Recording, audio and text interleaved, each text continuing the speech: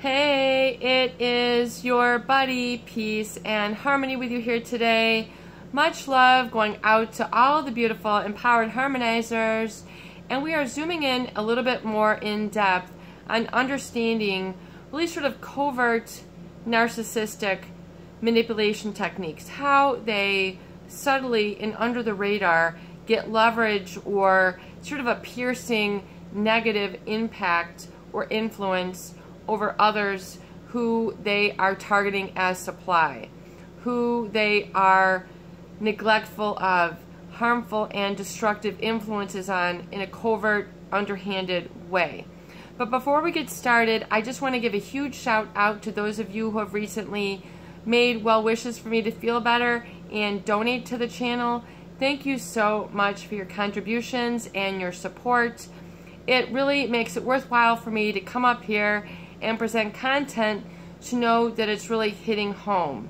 There is such a need, I feel, and such a void for this type of support and service and understanding, not only in the healthcare system, that you can make an appointment and really, speak with somebody in the privacy of their office or what have you, but also in education. So I want to create a space, a community here in the privacy of these videos for you to tap into an inner awareness, an inner understanding, and an inner security, and help to really sort things out through some very bewildering, confusing, and painful relationships and the influence that it's had. So thank you so much, and absolutely positively, if this channel has been a positive influence, please do feel free to participate and contribute and donate, not only in the comments in support of each other, but also at the PayPal Donate Now button on the About page here on the homepage of YouTube. We would love to hear from you. So we're going to zoom in and focus in on a little bit more in depth in terms of understanding covert manipulation techniques. How do they get power over you? How do they get this leverage? How do you acquiesce or fall prey or to this sort of underhanded technique that a covert narcissist will use, which is the withholding of attention, the withholding of your needs, the withholding of validation of you. And this can occur very subtly over weeks, months, or years, or even decades, where they are really sort of asleep to, negligent of, and ultimately dismissive of your needs. And this creates a lot of crazy making. This creates a lot of self-doubt, self-denigration, and then self-neglect, self-sabotage, and lack of self-trust in the individuals who are associated with these types of people.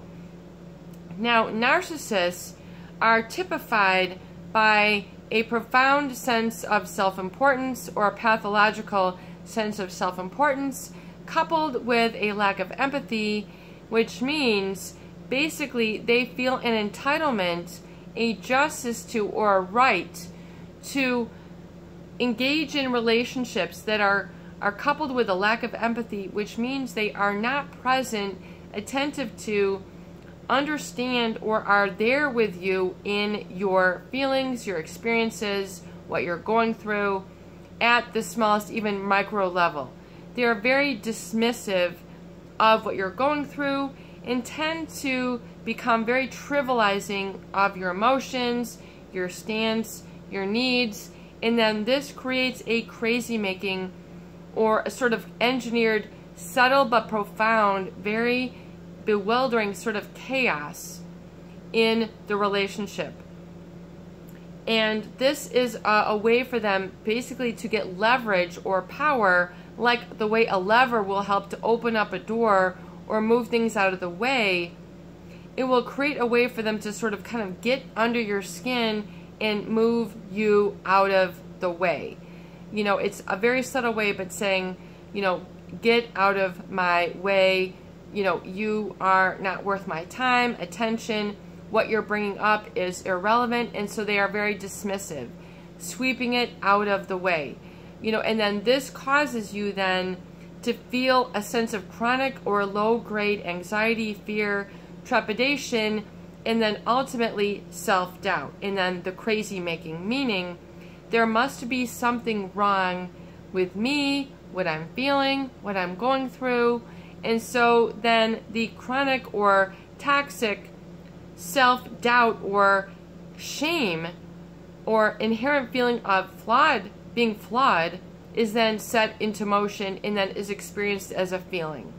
And then feelings are basically the intangible that create your emotions, which then permeate or radiate out and then create how you then navigate in your world, your environment, and this becomes a very negative emotional environment. And negative in the very sort of low grade sense, in the feeling that you must always, you're sort of wondering or, doubting of yourself, and that your needs are not received, hence the lack of empathy. They are not received or attended to or validated, so they tend to then wither away, and then they basically ricochet back on you, a boomerang effect, if you will, sort of slapping you in the emotional face, basically saying you are too needy, this is not right, you should not be feeling this way, and just carry about your day, your life, the relationship, and just continue to give me what I need, whether it's attention, silence, money, a back scratch, cooking their meal, paying their bills, paying for their credit cards, listening to them, and then just not being able to react. So you're kind of feeling a sense of their pain that they are projecting out, but don't have the communication tools to be able to put words or label their experience. So you start to see sort of things that are awry in the environment.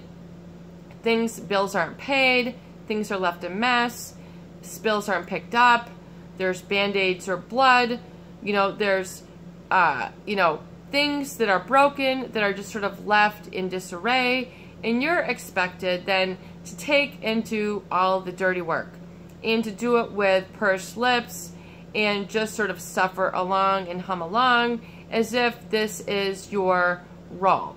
And so oftentimes people aren't able to actually see this as a leverage. They don't realize what is happening, or they very subtly do, but it then, they are buying into the covert narcissist dismissiveness, and they're saying, what, it must be my fault. I must be too needy. What is wrong with me that I need someone to talk to? What is wrong with me that I need affection? What is wrong with me that I need love? What is wrong with me that I need eye contact? What is wrong with me that I need a companion to eat my meal with? What is wrong with me that I must be able to, have this need satisfied? I need a computer. I need lighting. I need this food. Whatever it is tends to be dismissed away as unimportant or, invalidated in a certain manner. And it is not you that is crazy for having these needs. You are not crazy. It is not your fault. You are basically in the midst of someone who is dismissive or manipulating you, violating your boundaries in the withholding negative sense. And this is what has created the crazy making. This is what causes the confusion. This is what's causing the bewilderment. It's very important for you then to be able to label your experiences, label this dynamic, understand and attend to your needs, and realize they are important. You are experiencing something real. You are going through this. You do have normal, natural, organic needs that need to be fulfilled. You have just stumbled upon or are involved with someone who is incapable of satisfying this or fulfilling this need. There is no reciprocity. There is the dismissiveness. There is the invalidating. This then creates the quiet suffering, the prolonged suffering, the wondering what is wrong with me, and then thus, your goal then hitherto your understanding becomes to sort of sort through the chaos. You're trying to then keep this understood, and yet you can't understand yourself, because if you're not able to communicate, you can't articulate, you can't give it life, it sort of dies within you. So people then feel this sort of, I'm deadening within. Something within me is not living. I am not alive. I am not my am. I am not myself. I am merely supply to this other person. I am merely support. I am merely enabling. I'm merely allowing. I am permissive. And then you become a passive enabler or codependent to this individual. And this then becomes a sort of then self-disapproval, and then you then find yourself then attracted to like people, situations, jobs, etc. that you can't snap out of, where you are surrounded by people who then disapprove of you, you disapprove of yourself, you're trying all these different things, it's not working, you're presenting yourself or putting yourself up in life in a way that is sort of uncomfortable, but yet you don't have any alternative. You are just in a reactive state. You're in a disempowered state. There is leverage. This person has leverage over you. You don't have leverage over yourself. And ultimately, the change will not occur until the pain is great enough. Until something knocks on your door, something snaps you out of it, you have cancer, you are bankrupt, you lose your job, you need to go to college, you need to support yourself, and you find that you don't have the guts, the wherewithal within. Something is missing. You are feeling unfulfilled. You're feeling social anxiety. You are feeling a feeling of incompetence or lack of confidence. You're feeling that you don't have what other people have. It's because this leverage, little by little, has gotten deeper and deeper and deeper in your solar plexus, which is basically where your gut instinct is, and it's taken over your intuition, your instinct, your higher thought forms, all of your senses. It has then become habituated to become disempowered. So disempowered state becomes the lever that you are then begin to disempower yourself, kind of like a bellows. Remember those things that you used to air the fire back in the day? Maybe they still have them, and you're putting air into the the fire. Boop boop boop boop boop. You're putting air into it. You're blowing on it, and so it's helping the fire. You're basically doing that, but you're putting out your own fire. You're putting out your own inner voice. You're putting out your needs. They become so repressed that you can't articulate them. You can't live them. You can't feel them. You're kind of in a stalemate or a stranglehold emotionally from this experience. And this becomes habituated and repeated over and over again.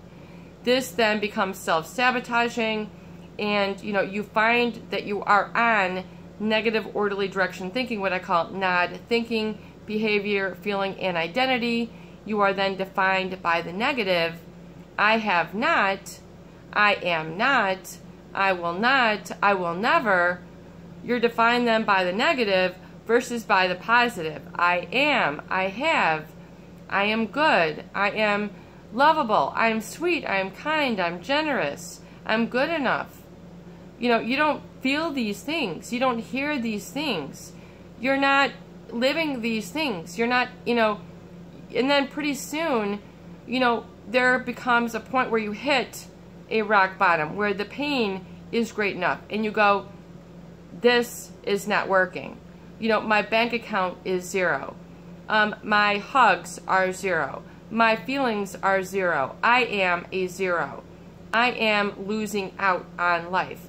The cruise ship is sailing by me, and I ain't got a ticket to the good view. I am losing perspective. I'm losing grip.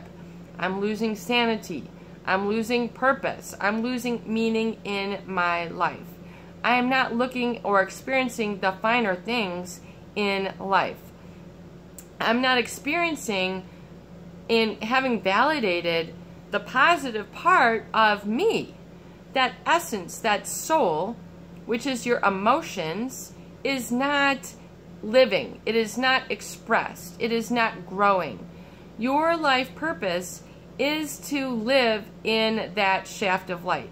It is to live in connection and vocalization, expression, and communication from that etheric center, from that light beam, as it resonates and radiates out from you, and others go, great to see you, you look beautiful today, how are you, thank you for coming, thank you for this, you know, you are magnificent, you are wonderful, you did great there, wow, you are so good at, you know, you're not hearing this or experiencing this in your day-to-day moments. And that is your ultimate life goal and life purpose, is to be living in essence with a positive emotions, what I call positive orderly direction, thinking, feeling, behavior, and lifestyle.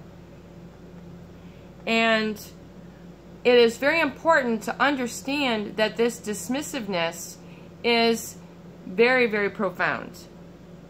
And this disregard then becomes sort of a disapproval, and it dismantles you or takes you down emotionally, the depression, the anxiety. They're labeling, why don't you get some medication?